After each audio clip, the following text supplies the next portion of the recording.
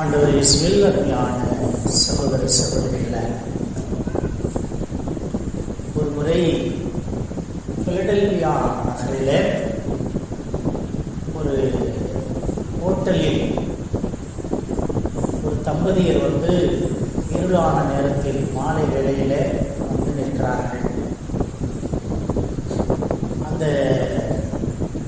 ஹோட்டலிலே மேனேஜராக இருக்கின்றவரிடம் எங்களுக்கு இரவு தங்குவதற்கு ஒரு அறை வேண்டும் அப்படின்னு சொன்னாங்க. வெளியில பயங்கரமா மழை பெஞ்சிச்சு. அந்த மேனேஜர் சொல்றாரு, சாரி சார், எல்லா ரூமும் ஆக்குப்பை ஆயிடுச்சு, 4 ரூம் இல்லை அப்படின்னு சொல்றாரு. இந்த தம்பதிகள் கேட்குறாங்க, இங்கே மழை பயங்கரமா பெஞ்சிட்டு இருக்கு, நான் வெளியில போக முடியாது, இப்போ ஏதாவது ஏற்பாடு பண்ணி தர முடியுமான்னு பாருங்களேன் அப்படின்னு சொல்லி கேட்குறாங்க. அப்போ அந்த மேனேஜர் இருட்டிச்சு, உங்களை இந்த மழை நேரத்தில் திருப்பி வெளியில் அனுப்புறதுக்கு எனக்கு மனசு இல்லை, எல்லா ரூமும் ஃபுல்லாகிடுச்சு, உங்களை பார்த்தா பாவமாக இருக்கு, வேணா ஒன்று செய்கிறேன், சிரமம்தான், என்னுடைய ரூமில் வேணா தங்கிக்கங்க, ஒரு சின்ன ரூமு, அது என்னுடைய ரூமு, வேணா இந்த ரூமில் தங்கிக்கங்க அப்படின்னு சொல்லி தன்னுடைய அறையை ஏற்பாடு பண்ணி கொடுக்குறாரு. அவருக்கு தங்குறதுக்கு ரூம் இல்லை, மேனேஜருக்கு தங்குறதுக்கு ரூம் இல்லை, அவருடைய அறையை இவங்களுக்காக ஏற்பாடு பண்ணி கொடுக்குறாரு. பண்ணி கொடுத்துட்டு ரிசப்ஷன்லேயே அட்ஜஸ்ட் பண்ணிட்டு அவர் அங்கேயே படுத்துடுறாரு. காலையில் எந்திரிச்சதும் அவர் அந்த ரூமுக்குரிய ரெண்டை கொடுத்துட்டு போயிடுறாரு. போகிறதுக்கு முன்னாடி ஒரு விஷயத்தை சொல்லிட்டு போகிறார். என்ன சொல்லிட்டு போகிறாருன்னா, உங்களுக்கு பெரிய மனசு, யார்கிட்ட, அந்த மேனேஜர்கிட்ட, உங்களுக்கு மிகப்பெரிய மனசு, நீங்கள் இந்த ஹோட்டலில் மேனேஜராக இருக்கக்கூடாது, நீங்கள் என்ன சொல்கிற, நியூயார்க் நகரில் ஒரு மிகப்பெரிய ஹோட்டலுக்கு நீங்கள் மேனேஜராக வரணும், அப்படி ஒரு ஹோட்டலை உங்களுக்கு நான் கட்டுறேன் அப்படின்னு சொல்கிறேன். 3 பேர் சிரிக்கிறாங்க. ஏன்னா ரூம் கிடைக்காம என் ரூமில் அண்டிட்டு தங்கிட்டு போகிறேன், நீ போய் எனக்கு ஒரு பெரிய ஹோட்டல் கட்டி அதில் என்ன மேனேஜரை உட்கார போறியா அப்படின்னு தாள் நினச்சிருக்கலாம். அப்படி சொல்லும்போது 3 பேருமே சிரிக்கிறாங்க. அந்த தம்பதி 2 பேரும் சிரிக்கிறாங்க, அந்த மேனேஜரும் சிரிக்கிறாங்க, சிரிச்சுட்டு போயிடுறாங்க. அடுத்த 2 வருஷம் கழிச்சு நியூயார்க் நகரில் மிகப்பெரிய ஒரு ஹோட்டல் கட்டப்பட்டது. நியூயார்க் நகர்லேயே மிகப்பெரிய ஹோட்டல் அப்படின்னு சொல்லி சொல்லப்படுகின்ற அந்த ஹோட்டலுடைய பெயர் வால்டர் அஸ்டோரியா ஹோட்டல் அப்படின்றது அந்த ஹோட்டலுடைய பெயர். வால்டர் அஸ்டோரியா ஹோட்டல் நியூயார்க் நகர்லேயே மிகப்பெரிய ஹோட்டல் அதுதான். அதை கட்டி முடிச்சு அதுக்கான திறப்பு விழாவுக்கு அறிவிப்பு கொடுக்கப்பட்டது. அந்த அறிவிப்பு இந்த பிலடெல்பியா நகரில் ஒரு நாள் இவங்களுக்கு ரூம் கொடுத்தாங்க, அந்த மேனேஜருக்கும் இன்விடேஷன் போகுது. அந்த மேனேஜர் மறந்துட்டான், இவங்களுக்கு அப்படி ஒரு ரூம் கொடுத்ததே மறந்துட்டான். நீங்கள் இந்த ஹோட்டல் பெரிய ஹோட்டல், நீங்கள் இதுக்கு விருந்தினராக வரணும்னு சொன்னோடனே இந்த இடத்துக்கு ரயில்வே ஸ்டேஷனில் இறங்கிருங்க, உங்களை இந்த ஹோட்டலுக்கு இன்வைட் பண்ணிருக்கோம் அப்படின்னு சொல்லி இந்த ஹோட்டல் உரிமையாளர் அவருக்கு இன்விடேஷன் கொடுத்து வர சொல்கிறாரு. இந்த மேனேஜர் பெரிய ஹோட்டலுக்கு நம்மளை கூப்பிட்றாங்க அப்படின்னு சொல்லிட்டு போகிறார். ரயில்வே ஸ்டேஷனில் போய் இறங்குறாரு. இவரை கூட்டிகிட்டு போகிறாங்க. கூட்டிகிட்டு போயிட்டு அந்த ஹோட்டலில் மேனேஜர் பொறுப்பு கொடுக்குறாரு. அந்த மேனேஜருடைய பெயர் ஜார்ஜ் சி போல்ட் அப்படிங்கிறவர். ஜார்ஜ் சி போல்ட் அப்படிங்கிறது அவருடைய பெயர். ஜார்ஜ் சி போல்ட் அந்த நிகழ்வை மறந்துட்டதுனால இவ்வளோ பெரிய ஹோட்டலுக்கு நான் மேனேஜரா அப்படின்னு கேட்குறான். அப்போதான் இந்த ஹோட்டல் உரிமையாளர், வால்டர் அஸ்டோரியா ஹோட்டலுடைய உரிமையாளர், அவருடைய பெயர் வில்லியம் வால்டர் ஆஸ்டர் அப்படிங்கிறது தான் அந்த உரிமையாளருடைய பெயர். அதே அவருடைய பேர்ல தான் அந்த ஹோட்டலையும் கட்டுறாரு. வில்லியம் வால்டர் ஆஸ்டர் சொல்றாரு, உனக்கு ஞாபகம் இருக்காயா, 2 வருஷத்துக்கு முன்னாடி நானும் என் ஒய்ஃபும் ஹோட்டலுக்கு தங்கிறதுக்கு வந்தோம், ரூமே இல்லை, வேணா அட்ஜஸ்ட் பண்ணி என் ரூமை தங்கிங்கன்னு சொல்லி உன்னுடைய ரூம்ல எங்களை தங்க விட்டு ரிசப்ஷன்லேயே பட்டுக்கிட்டேன். இந்த மாதிரி பொறுப்பான ஒரு மேனேஜரு அங்கே இருக்க வேண்டிய ஆள் இல்லை, என்கிட்ட இவ்வளோ பெரிய ஹோட்டலில் தான் நீ இருக்கணும் அப்படின்னு தான் நான் உனக்கு கொண்டுட்டு வந்தேன். அதனால இந்த ஹோட்டலுக்கு நீ தான் மேனேஜர் அப்படின்னு சொல்லி அந்த ஹோட்டலுக்கு முதல் மேனேஜரா அவர் தான் பொறுப்பேற்கிறார். எதற்காக இந்த நிகழ்வை சொல்றேன்னு சொன்னா, பிறருக்காக துன்பங்களை நாம் ஏற்றுக்கொள்ளுகிற போது, பிறருக்காக நாம் கஷ்டங்களை ஏற்றுக்கொள்ளுகிற போது, அல்லது கடவுளுக்காக நாம் கஷ்டங்களை ஏற்றுக்கொள்ளுகிற போது கடவுள் நமக்கு சரியான பிரதிபலனை கொடுப்பார் அப்படிங்கிறதுக்கு இது ஒரு உதாரணம். பிலடெல்பியா நகரில் ஒரு சிறிய ஹோட்டலில் மேனேஜராக இருந்தவர் நியூயார்க் நகரில் வில்லியம் வால்டர் ஆஸ்டருடைய மிகப்பெரிய ஹோட்டலுக்கு மேனேஜராக மாறுகிறார். இதுதான் நாம் இழப்பதால், மற்றவர்களுக்காக கடவுளுக்காக நாம் இழப்பதால் பிரதிபலனை பெரிதாக கடவுள் நமக்கு கொடுத்து ஆசீர்வதிப்பார் என்பதற்கு இது ஒரு உதாரணம். இன்னொரு நிகழ்வு, மார்ட்டின் லூதர் கிங் கருப்பின மக்களின் விடுதலைக்காக போராடியது. அவர் என்ன பண்றாரு, இந்த கருப்பின மக்களுக்காக நான் உயிரையும் கொடுக்க துணிவேன் அப்படின்னு சொல்லி முடிவெடுத்த ஒரு தருணத்தை அவர் சொல்றார். என்ன அந்த தருணம் அப்படின்னா, அவர் தன்னுடைய மனைவி பிள்ளைகளோட வீட்டில் ஒரு மாலை வேலையில் இருக்கிறாரு. அந்த மாலை நேரத்தில் இவருடைய இந்த கருப்பின மக்களுக்கு சார்பாக இவர் போராடுகிறார் அப்படின்னு சொல்லி தெரிஞ்சு இவரை எப்படியாவது தீர்த்து கட்டணும் அப்படின்னு சொல்லி ஒரு கும்பல் வர்றாங்க. அவருடைய வீட்டு மேலே கல் எறிகிறாங்க. ஜன்னல் எல்லாம் கல் எறிஞ்சு கண்ணாடியெல்லாம் உடையுது. அவரு கிச்சன் வழியாக அப்படி எட்டி பார்க்குறாரு. ஜன்னல்ல வீட்டை சுற்றி எதிரிகள் நின்று கல் எறிகிறாங்க. இவருடைய உயிருக்கும் உத்தரவாதம் இல்லை, மனைவி பிள்ளைகளுடைய உயிருக்கும் உத்தரவாதம் இல்லை. அந்த நேரத்தில் அதே கிச்சனில் அப்படியே ஒரு முட்டி போடுறாரு. முட்டி போட்டு ப்ரேயர் பண்ணுறாரு. ப்ரேயர் பண்ணிட்டு அவர் அந்த நேரத்தில் தான் ஒரு முடிவு எடுத்ததா சொல்கிறார். என்ன அந்த முடிவுனா, எனக்கும் என் மனைவிக்கும் என் பிள்ளைகளுக்கும் உயிருக்கும் உத்தரவாதம் இல்லை. இதே நிலை நீடித்தால் என் இனத்து மக்களுக்கு, இந்த கருப்பின மக்களுக்கும் இதே கதிதான். அவர்களுக்காக நான் சாக துணிகிறேன். போராட்டத்தை முனைப்போடு நான் கையில் எடுத்து இந்த கருப்பின மக்களின் விடுதலைக்காக போராடுவேன் அப்படின்னு சொல்லி தொடர்ந்து நான் போராடுவதற்கு முடிவெடுத்த தருணம் அந்த தருணம் தான் அப்படின்னு சொல்றார். அதே போல கருப்பின மக்களுக்காக உயிரை கொடுத்தவர் மார்ட்டின் லூதர் கிங்.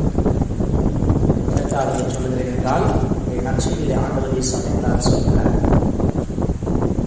நற்செய்தி தொடக்கத்தில் நல்லா கவனிச்சிருந்தீங்கன்னா, வழிபாட்டுக்காக திருவிழாவுக்கு வந்திருந்தவர்கள் கிரேக்கர் சிலரும் இருந்தனர். எங்கே வந்திருக்கிறாங்க? எருசலேமுக்கு வந்திருக்காங்க. எருசலேமுக்கு வந்த அந்த சிலர் அப்படிங்கிறது எங்கிருந்து வந்தவங்க? கிரேக்க நாட்டிலிருந்து வந்தவர்கள். கிரேக்கர்கள் ஞானத்தை தேடுகிறவர்கள் என்பது ஒரு சொல்லாடல் இருக்கிறது.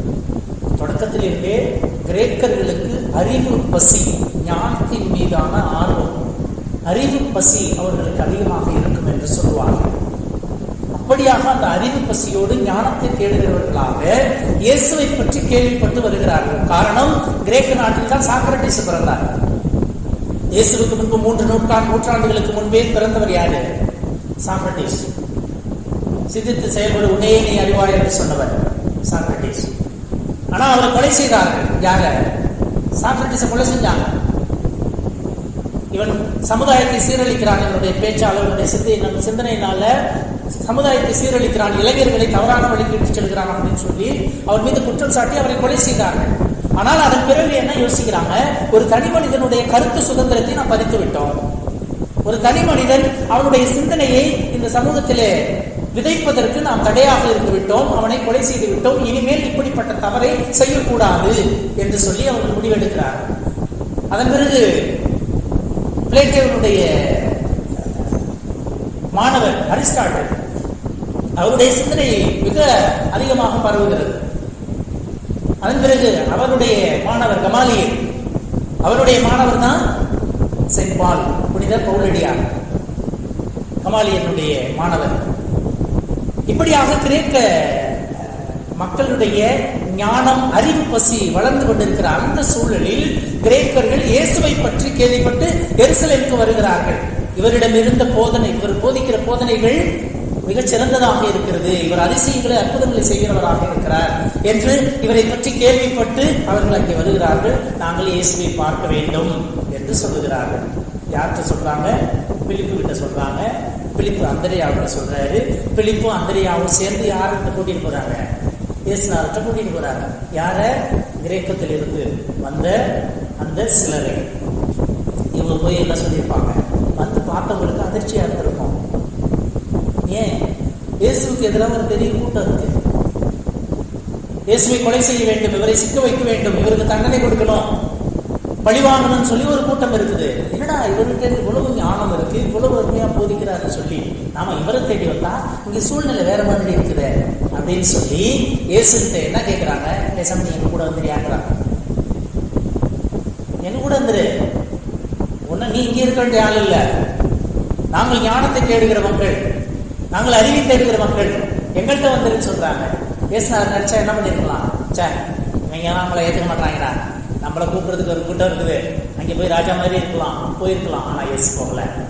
ஆனா என்ன சொல்றாரு, இயேசு அவர்களை பார்த்து, மானிட மகன் ஆட்சி பெற வேண்டிய நேரம் வந்துவிட்டது, கோதுமை மணி மண்ணில் விழுந்து மடியாவிட்டால் அது அப்படியே இருக்கும், அது மடிந்தால் நான் மிகுந்த விளைச்சலை அளிக்கும் என உறுதியாக உங்களுக்கு சொல்லுகிறேன். நான் சாக பிறந்த வேண்டாம், என்ன வாழ்றதுக்கு கூப்பிடுறீங்க அப்படின்னு சொல்றேன். அதனால அதன் பிறகு ஆண்டவர் இயேசு சொல்கிறார், தம் வாழ்வை இழந்து விடுகிறவர், தமக்கென்றே வாழ்வோர் தம் வாழ்வை இழந்து விடுவார், பிறருக்கென்று வாழுகிறவர் தம் வாழ்வை பெற்றுக்கொள்வார், நிலை வாழ்வை பெற்றுக்கொள்வார் அப்படின்னு சொல்றார்.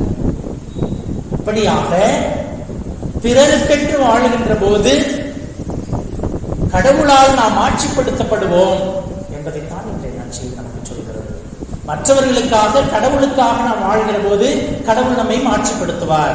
அதுதான் சொல்றாரு, தந்தையே உமது பெயரை மாட்சிப்படுத்தும் அப்படின்னு சொல்றாரு. அப்ப என்ன கேட்டதா, வானத்தில் இருந்து ஒரு குரல் கேட்டது, மாட்சிப்படுத்தினேன் மீண்டும் மாட்சிப்படுத்துவேன். ஆக தந்தையாகிய கடவுளை ஆண்டவர் இயேசு மாட்சிப்படுத்துகிறார். எப்படி? தன்னுடைய வார்த்தையால், தன்னுடைய செயல்களால். அதே போல தந்தையாகிய கடவுள் இயேசுவை மாட்சிப்படுத்துகிறார். தந்தை மகனை மாட்சிப்படுத்துகிறார், மகன் தந்தையை மாட்சிப்படுத்துகிறார். எப்படி? ஆண்டவர் இயேசு கடவுளுடைய திட்டத்தை இவ்வுலகில் நிறைவேற்ற நான் சாக பிறந்தவன், தன்னை அழைக்கிற அந்த சொகுசான வாழ்வுக்கு அந்த கிரேக்க மக்களோடு அவர் செல்ல விரும்பவில்லை. மாறாக துன்பங்களை ஏற்றுக்கொள்ள, சிலுவையை ஏற்றுக்கொள்ள நான் தயாராக இருக்கிறேன் என்று சொல்லி, இந்த மனுக்குலத்தை மீட்பதற்காக கடவுளின் திட்டத்தை நிறைவேற்ற நான் சிலுவை சாவை ஏற்றுக்கொள்வதற்கு தயாராக இருக்கிறேன் என்பதை அவர்களுக்கு சொல்லி அனுப்புகிறார். அதைத்தான் இந்த நற்செய்தியில நாம் வாசிக்க கேட்டோம். ஒரு நிகழ்வை, ஒரு கதையை சொல்லி முடிக்கிறேன். ஆங்கில எழுத்தாளர் லோரன் வெஸ்லி அப்படிங்கிற ஒரு ஆங்கில எழுத்தாளர், அவர் இந்த கதையை எழுதுகிறார். அந்த புத்தகத்தினுடைய பெயர் தி அன்எக்ஸ்பெக்டட் யூனிவர்ஸ் அப்படிங்கிற அந்த புத்தகத்துல ஒரு கதை எழுதுகிறார். அந்த கதைக்கு பெயர் த ஸ்டார் த்ரோவர் அப்படின்ற அந்த கதையினுடைய தலைப்பு. கடல்ல எல்லாம் ஸ்டார் ஃபிஷ்ன்னு சொல்லுவாங்க, நட்சத்திர மீன் அப்படின்னு சொல்லுவாங்க. பார்த்துருக்கிறீங்களா? நட்சத்திர மீன், நட்சத்திர ஸ்டார் மாதிரியே இந்த மீன் இருக்கும், ஸ்டார் ஃபிஷ். இந்த கதையில் இப்படி தான் கொண்டுட்டு போறாரு. இந்த ஸ்டார் ஃபிஷ்ஷை எரிகிறவர் அப்படிங்கிறது தான் இந்த கதையினுடைய தலைப்பு. ஒரு மனுஷன் கடற்கரை ஓரமாக நடந்து போயிட்டு இருக்கிறாரு. தூரத்துல ஒரு பையனை பார்க்குறாரு. அந்த பையன் விளையாடிட்டு இருக்கிறான். கிட்டத்துல போய் பார்க்குறாரு, அந்த கடல் கரையில அந்த அலை அடிச்சுட்டு வருது இல்ல, அந்த அலை அடிச்சுட்டு வரும்போது சில ஸ்டார் ஃபிஷ்ஷையும் அடிச்சுட்டு வருது. அதை கொண்டு வந்து கரையில தள்ளி விடுது. கரையில விழுகிற அந்த ஸ்டார் ஃபிஷ், அந்த நட்சத்திர மீன் என்ன ஆகுது, துடிக்குது. உயிர் தண்ணிக்குள்ள கிடைக்க வேண்டிய உயிர்ல கரையில கிடந்தவன துடிக்குது. இந்த பையன் என்ன பண்றான், இவர் கிட்டத்துல போய் பார்க்கும்போது ஒவ்வொரு அந்த ஸ்டார் ஃபிஷ்ஷா கரையில வந்து விழுவுதில்ல, ஒவ்வொரு ஸ்டார் ஃபிஷ்ஷா எடுத்து அந்த கடலுக்குள்ளே எரியலாம். அதை பார்த்துட்டு நிறைய அது மாதிரி வந்து விழுவுது. அலை வந்து நிறைய மீன் அது மாதிரி விழுது, செத்து போகுது. ஆனா இந்த பையன் என்ன பண்றான், ஒன்னொன்னா எடுத்து கடலுக்குள்ள தூக்கி எரிச்சுக்கிட்டு இருக்கான். இந்த மனுஷன் அந்த சின்ன பையனை பார்த்துட்டு கேட்கிறாரு, என்ன பண்ணிட்டு இருக்கிற அப்படின்னு கேட்கிறாரு. அந்த பையன் சொல்றான், இந்த ஸ்டார் ஃபிஷ் எல்லாம் கரையில வந்து விழுவுது, இதெல்லாம் நான் கடலுக்குள்ள தூக்கி எறிகிறேன் அப்படின்னு சொல்றான். அதெல்லாம் காப்பாத்துறேன் அப்படிங்கிறான். இவர் சிரிச்சுக்கிட்டே, எத்தனை மீனடா நீ காப்பாத்திடுற அப்படிங்கிறாரு. ஒவ்வொரு தடவையும் அலை அடிக்கிற போது வந்து விழுவுது, எத்தனை மீனை நீ காப்பாத்திடுவ அப்படின்னு கேட்கிறாரு. அதுக்கு இந்த பையன் அந்த ஆளை மேலே கீழே பார்த்துட்டு சிரிச்சுக்கிட்டே என்ன பண்றான், இன்னொரு ஸ்டார் ஃபிஷ்ஷை எடுத்து கடலுக்குள்ள தூக்கி எரிஞ்சிட்டு அவன் இப்படி சொல்றான், I made a difference for that one. I made a difference for that one. அப்படின்னா இந்த ஒரு மீனுக்கு நான் வாழ்க்கை கொடுத்துட்டேன். I made a difference for that one. இந்த ஒரு மீனுக்கு நான் வாழ்க்கை கொடுத்துட்டேன், அது போதும். ஒவ்வொரு தடவையும் எடுத்து எரியும் போது ஒவ்வொரு மீனுக்கு நான் வாழ்க்கை கொடுக்குறேன்ல, அது போதும் அப்படின்னு சொல்றான். நம்முடைய வாழ்க்கையில பல நேரங்களில் நாமளும் இப்படிதான் சொல்லிக்கிறோம். எப்படி சொல்றோம், நான் மட்டும் நல்லவனா இருந்து இந்த ஊர் தெரிஞ்சிடப்படாமோ, இதை மட்டும் செஞ்சிட்டாப்புல இந்த ஊர் நல்லா மாட்டோம் அப்படின்னு நாம் என்ன பண்றோம், ஒதுங்கிக்கிறோம். அவன் எல்லாம் அப்படி இருக்கிறான், நான் மட்டும் இருந்தாப்புல மாறிடுமா இந்த சமுதாயம் அப்படின்னு நாம சொல்லிக்கிறோம். ஆனால் அப்படி அல்ல. இந்த ஒரு மீன் காப்பாற்றப்படுகிறது என்பதை குறித்து நான் மகிழ்ச்சி அடைகிறேன். I made a difference for that one என்று சொல்லிக்கொண்டு அந்த மீனை கடலில் தூக்கி எறிந்த அந்த சிறுவனை போல நான் செய்கிற இந்த ஒரு காரியம் இந்த சமூகத்திலே மாற்றத்தை உண்டாகும். நீ செய்கிற இந்த நல்ல காரியம் இந்த சமூகத்திலே மாற்றத்தை உண்டாக்கும். நீங்கள் செய்கிற இந்த காரியம் இந்த சமூகத்திலே மாற்றத்தை உண்டாக்கும். நாம் செய்கிற இந்த காரியம் இந்த சமூகத்திலே மாற்றத்தை உண்டாக்கும் என்று சொல்லி நாம் செய்கிற ஒவ்வொரு காரியமும் நம்முடைய ஊரை மாற்றும், நம்முடைய சமூகத்தை மாற்றும் என்பதுதான் இந்த கதையிலிருந்து நாம் கற்றுக்கொள்ள வேண்டிய பாடம். இந்த நற்செய்தியிலும் ஆண்டவரை சொல்லி நான் சொல்கிறார், நாம் செய்கிற சிறிய சிறிய காரியங்களும் இந்த சமூகத்திலே பெரிய மாற்றத்தை உண்டாக்கும். அப்படியாக மாற்றத்தை உண்டாக்குவதுதான் கிறிஸ்தவ வாழ்வு. பிறருக்காக துன்பங்களை ஏற்றுக்கொள்ளுகிற போது, கடவுளுக்காக நான் துன்பங்களை ஏற்றுக்கொள்ளுகிற போது இந்த சமூகத்திலே நான் மாற்றத்தை உண்டாக்குவேன், கடவுளை நான் மாட்சிப்படுத்துகிறேன்.